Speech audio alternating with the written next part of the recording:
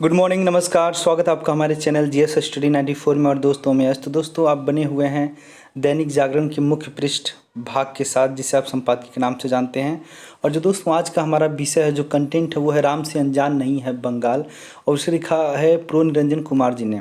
तो आपने देखा होगा कि कुछ दिन बाद विधानसभा का चुनाव होने वाला है बंगाल में, और बंगाल में जो राजनीति की जा रही है वो सेकुलरिज्म जैसे शब्दों को लेके की जा रही है, डेमोक्रेसी जैसे शब्दों को लेके की जा रही है। तमाम तरह की बातें हैं कि नहीं, कोई इम्पीचमेंट कर रहा है तो कोई हिंदुओं का उद्धार कर रहा है, तो कोई मुस्लिमों को ज़्यादा प्रिविलेज दे रहा है। ऐसे तमाम तरह के एजेंडे वहाँ पे उछाले जा रहे हैं। और ज़्यादातर जो आरोप लगाए जा रहे हैं बीजेपी कार्यकर्ता हों, चाहे उनके प्रशंसक हों, चाहे उनके शीर्ष नेतागण हों, उनके ऊपर ये आरोप लगाया जा रहा है किस प्रकार से ये धर्मांतरण करने का प्रयास कर रहे हैं, एक मोनोपोली खेल रहे हैं, एक गेम खेल रहे हैं देश की जनता के साथ। वो एक ऐसी मानसिकता को लादना चाहते हैं जिसे हमारे देश की जनता एक्सेप्ट नहीं करती है। और वो ये है कि ये लोग राम जो शब्द है, जो राम प्रेरणा है, ये सबके ऊपर लादना चाहते हैं, इम्पोज करना चाहते हैं, मुस्लिमों के भी ऊपर। वो धीरे धीरे किस प्रयास से मुस्लिमों को एक तरह से दोयम दर्जे का नागरिक बनाने का प्रयास कर रहे हैं, ऐसे जो विचार प्रस्तुत कर रही हैं ममता बनर्जी जी, जो वर्तमान में पश्चिम बंगाल की सीएम है।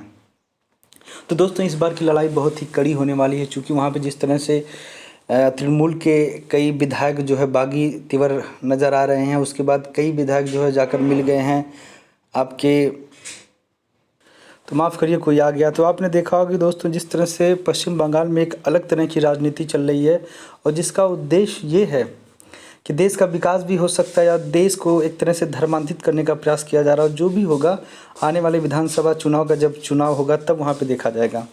तो चलते हैं आगे।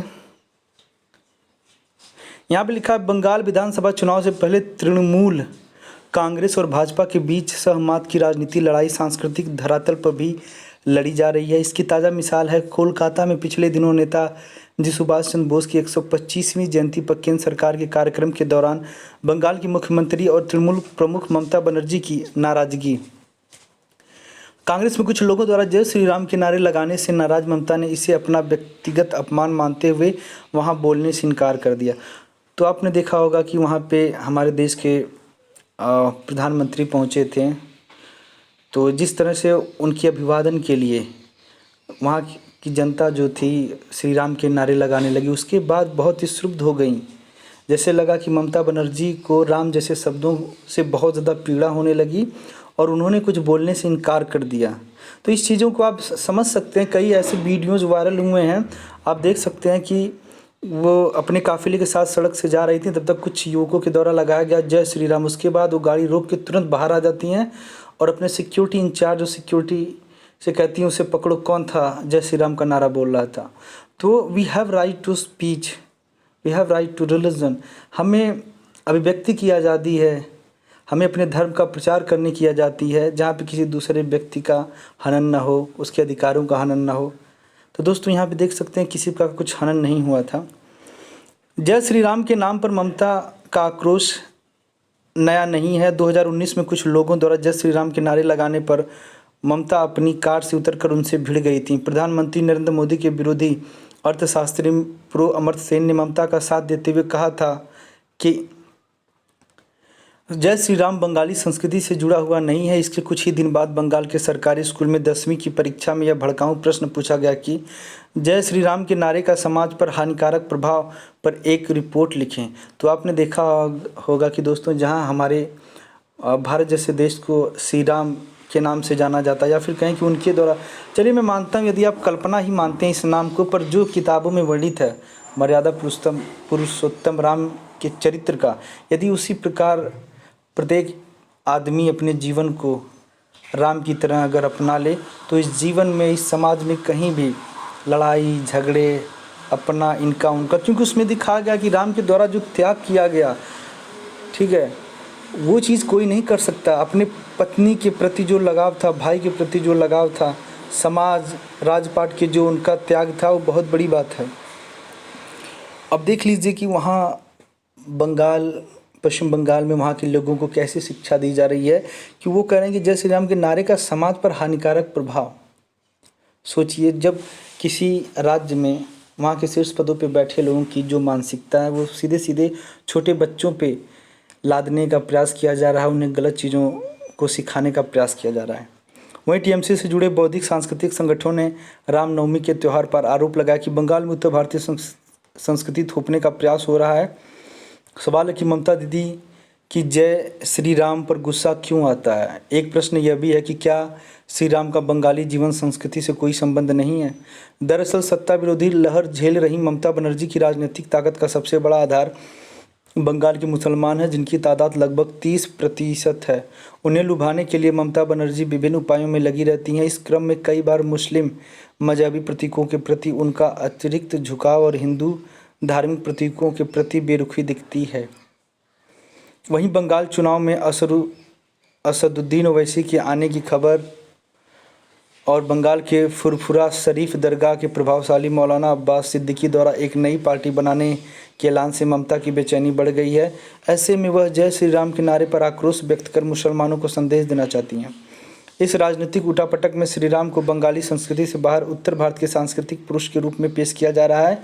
ऐसे में यह जानना प्रासंगिक होगा कि भारतीय आर्य भाषा परिवार की भाषाओं में संस्कृत अपभ्रंश के बाद सबसे पहली रामायण हिंदी या गुजराती में नहीं बल्कि बांग्ला भाषा में रची गई थी। 15वीं शताब्दी में कीर्तिवास ने बंगला में कीर्तिवासी रामायण की रचना की थी। तुलसीदास रचित रामचरितमानस से लगभग 100 वर्ष पहले ही कीर्तिवासी रामायण की रचना हो गई थी। बंगाल में कीर्तिवासी रामायण की वही लोकप्रियता जो हिंदी क्षेत्रों में रामचरितमानस की है, आज भी बंगाली हिंदुओं के घर में होती है। श्री राम को बंगाली संस्कृति में बाहरी बताने वाले बुद्धिजीवियों को यह जरूर जानना चाहिए कि कीर्तिवासी रामायण के कई प्रसंगों का प्रभाव अन्य भाषाओं की राम कथाओं पर पड़ा है। जैसे राम रावण युद्ध में जब श्री राम निराश हो रहे थे तब राम ने शक्ति दुर्गा की पूजा की और रावण पर विजय पाई। कीर्तिवास की यह नई उद्भावना थी वाल्मीकि कृत आदि रामायण से अलग। राम द्वारा शक्ति आराधना की इस कथा के आधार पर हिंदी में तो महाकवि निराला ने राम की शक्ति पूजा नामक एक प्रसिद्ध काव्य कृति ही रच दी। हिंदी के अतिरिक्त सबसे अधिक राम कथाएं बांग्ला भाषा में है। यही नहीं, बांग्ला के चैतन्य महाप्रभु ने मध्यकाल में ही बंगाल में हरे रामा हरे कृष्ण को गुंजायमान कर दिया था। तो आपने देखा होगा कि दोस्तों बंगाल में से तमाम तरह के तथाकथित बड़े लोग थे जिन्होंने रामचरितमानस को, राम जैसे शब्दों को आगे ले जाने का प्रयास किया। पर इस समय जो वहाँ की वर्तमान मुख्यमंत्री हैं ममता बनर्जी जी, किस प्रकार से इस शब्दों को लेकर कितनी गंभीरता, कितनी संवेदनशील हो गई हैं, आपने देखा होगा। स्वयं गुरुदेव रविन्द्रनाथ टैगोर श्री राम के चरित्र से बहुत प्रभावित थे। पद्म विभूषण से सम्मानित प्रसिद्ध शिक्षाविद भवतोष दत्त अपनी पुस्तक Rabindranath Tagore on the Ramayana and the Mahabharata में लिखते हैं कि टैगोर की दृष्टि में रामकथा मनुष्य के उच्चतम आदर्श स्थापित करती है। रविन्द्रनाथ अपनी नृत्य नाटिका रक्त करबी की भूमिका में अथवा काव्य रचना अहल्यार प्रति में श्री राम के चरित्र को आनंद, शांति और महानता का पर्याय बनाते हैं। तब श्री राम क्या सिर्फ उत्तर भारत के हैं? यह सवाल इसलिए भी मौजूद है कि बंगला के अलावा तमिलनाडु के नेताओं, बुद्धिजीवियों ने भी कुछ इसी तरह के प्रश्न किए थे। राम पर सांस्कृतिक विवाद के पीछे कई कारण है। एक तो सांस्कृतिक आवरण में यह राजनीतिक वर्चस्व की लड़ाई है। तो देख सकते हैं ये बहुत बड़ी लड़ाई नहीं है, इसको एक तरह से पॉलिटिकल इशू बना दिया गया है कि कुछ लोगों का ये आरोप है कि बीजेपी जैसी जो राजनीतिक पार्टी है वो राम के सहारे, राम के मदद से वोट बैंक की राजनीति कर रही है और ममता बनर्जी मुस्लिमों का पक्ष, मुस्लिम वोट बैंक की राजनीति करती हैं, चूँकि इसलिए वो राम जैसे शब्दों को वर्चस्व में नहीं लाने दे रही हैं। तो दोस्तों यहाँ पे देख सकते हैं दूसरा कारण है भारतीय चिंतन दर्शन की आधी अधूरी समझ, जिसमें जाने समझे बिना विभिन्न देवी देवताओं को अलग खांचों में बांटकर देखा जाता है।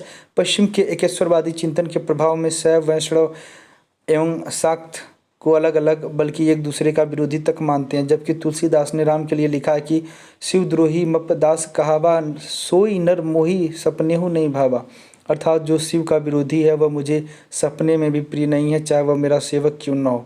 एक और श्री राम दुर्गा को माँ मानकर उनकी पूजा करते हैं, दूसरी तरफ श्री राम स्वयं दुर्गा के प्रति शिव के इष्ट देव हैं। रामकथा के प्रमाणिक शोधकर्ता फादर कमिल बुल्के के अनुसार जिन आदर्शों, जीवन मूल्यों और सामाजिक समरसता की प्रतिष्ठा के लिए श्री राम संघर्ष करते हुए पूरे भारतीय जीवन संस्कृति में रचे बसे हैं, यहाँ जय राम जी की अथवा राम राम कहना धार्मिक के बजाय एक सांस्कृतिक लौकिक अभिवादन है। जय श्री राम इसी का एक अन्य रूप है। कमिल बुल्के ठीक कहते हैं कि श्री राम वह सांस्कृतिक पुरुषोत्तम है जो हर देश काल में पूज्य हैं, कृतिवासी रामायण या रविन्द्रनाथ टैगोर श्री राम के बारे में इन्हीं विचारों की पुष्टि करते हैं। श्री राम के नाम पर गलतफहमी फैलाने वालों को यह बात समझ लेनी चाहिए। तो दोस्तों आज के लिए नमस्कार।